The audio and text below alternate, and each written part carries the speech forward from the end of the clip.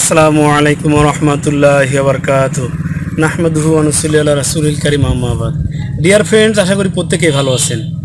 বন্ধুরা, আজকে আমি আপনাদেরকে এত সহজ পাচ্য একটি ভেষজের কথা বলবো যে ভেষজটি নাম ভিন্ন ভিন্ন হলেও প্রত্যেক এলাকাতে পর্যাপ্ত পরিমাণে রয়েছে।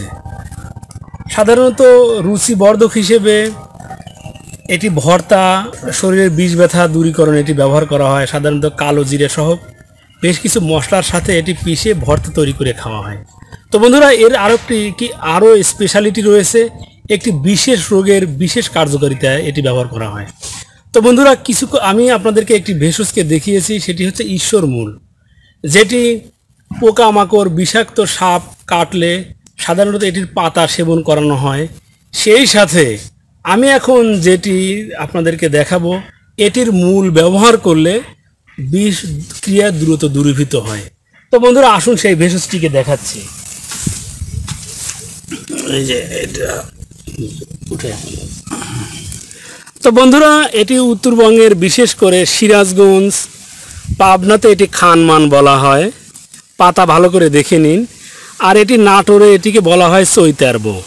তো বন্ধুরা, এটিকে এক্সট্রা করে পরিচয় করিয়ে দেওয়ার কিছু নেই, কারণ প্রত্যেক এলাকাতে বাড়ির আঙ্গিনের চারপাশে পর্যাপ্ত পরিমাণে হয়। তো বন্ধুরা, এটির ব্যবহার কিভাবে ব্যবহার করতে হয় আজকে আমরা এটা জানবো, এটা জয়নাল ভাইয়ের মুখ থেকে। তো জয়নাল ভাই আপনাদেরকে বলে দিচ্ছেন যে এটি কিভাবে ব্যবহার করা হয়। যে এভাবে মনে করেন যে তুললেন, হ্যাঁ, এই যে এভাবে কাইটিয়া, এই যে এভাবে ফেলাই দিয়া এটা পানি দিয়া মনে করেন যে ধুয়ে পরিষ্কার করবেন। জি। যে করে সাইরা শিকড় টিকড় সহ এটা বাটবেন, পিষবেন, পাটাত বা পিরিত পিষা এটাভাবে লাগাইয়া মেহেদির মতন লাগাইয়া, জি, মেহেদির মতো করে লাগাতে হবে। মেহেদির মতন শেখা করে যে এখানে গাওটা, ওই গাওটাতে মেহেদির মতন, হ্যাঁ, সুন্দর করে লাগাইতে হবে। লাগাই সেরা পাতলা গামছা বা শাড়ি কাপড় তেনাদা পেঁচাইতে হবে। সুতি কাপড় হলে ভালো হয়। সুতি কাপড় হলে ভালো হয়। তাছাড়া এটা শুকাইলে এখান থেকে পরে যাবো। ওই তেনা দিয়ে পেঁচাইয়া ওই তেনাটা যখন শুকাইবো তখন এই তেনাটা সবসময় ভিজাই রাখবো।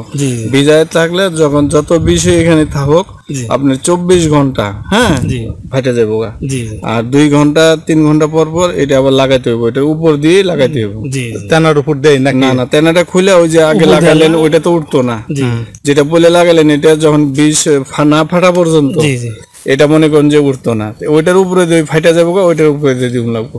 জি জি। আর 1-2 ঘন্টা পর পর, 1-2 ঘন্টা পর পর। আর যখন বিষটা ফাইটা বাড়ে যাবো তখন ওইগুলা একলা একলা এখান থেকে উঠে যাবো, আপনার ফালান লাগতো না।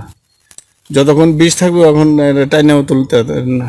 জি জি। হ্যাঁ, টাইনা তুলন যেত না। তো বন্ধুরা, আপনারা জয়নাল ভাইয়ের সাথে উনি ভালোভাবে দেখিয়ে দিলেন, উনি গিফট হিসেবে এটা আমাকে দিয়ে দিলেন যাতে আমি ব্যবহার করি। তো বন্ধুরা, যেন এরকম বিপদ কারো না আসে। তবে ভেষজের হাজারো গুণাগুণ রয়েছে, শুধু জানতে হবে ব্যবহার বিধি, কিভাবে ব্যবহার করতে হয়, কোন ভেষজের কোন গুণ। তো বন্ধুরা, এই ছিল আমাদের আজকের আলোচ্য বিষয়। আপনার চারপাশে যে সকল ভেষজগুলো ছড়িয়ে ছিটিয়ে রয়েছে, এই সকল ভেষজ গুণাবলী সম্পর্কে জানতে চোখ রাখুন আপনাদের প্রিয় ইউটিউব চ্যানেল অল টাইম ওকেতে।